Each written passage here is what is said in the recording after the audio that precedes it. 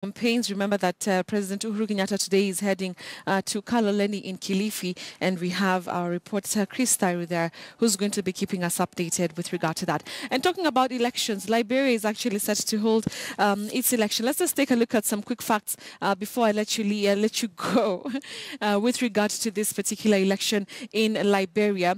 Now, of course, the current president is the first elected female president in Africa, Ellen Johnson Sirleaf, and she took over from Charles Taylor, if you remember, back in 2006. So she has been president and she has now completed her 2 terms. Just something about Charles Taylor is that, he was convicted and imprisoned and is actually serving a 50-year jail term in UK for crimes that is said to have committed in neighboring Sierra Leone. Charles Taylor, back in 2003, was actually removed from office by rebels, and that's the time that Ellen Johnson Sirleaf was able to take over power in 2006, and now her term is now over. Let's just take a look at some quick facts also to do with Liberia. Let's just go back to that. All right, so we have some country facts there. And we have about 2.2 million people who have been registered in this particular election. As you can see, Liberia not such a big country compared to Kenya, where we have about 45 million people and 19 million people who were registered as voters. But also looking at another fact there, parliamentary elections are also due to be held in this particular country. Let's move on to another fact there about Liberia, the Liberia election.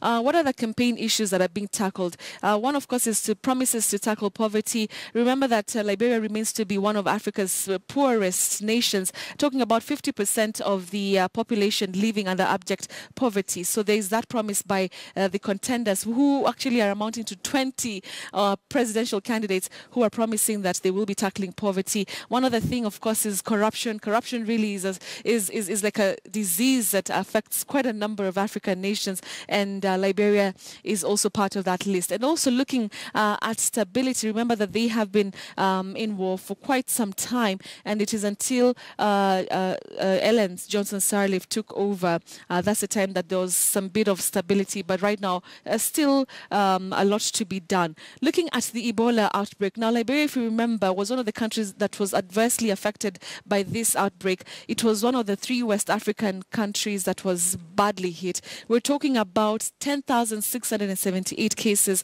of people reported to have contracted the Ebola, and about 4,810 people died as a result. So you can see quite a big number there. So those are just some of the country facts to do with Liberia, even as they prepare to vote in another president after Ellen Johnson Sirleaf's term has really come to an end.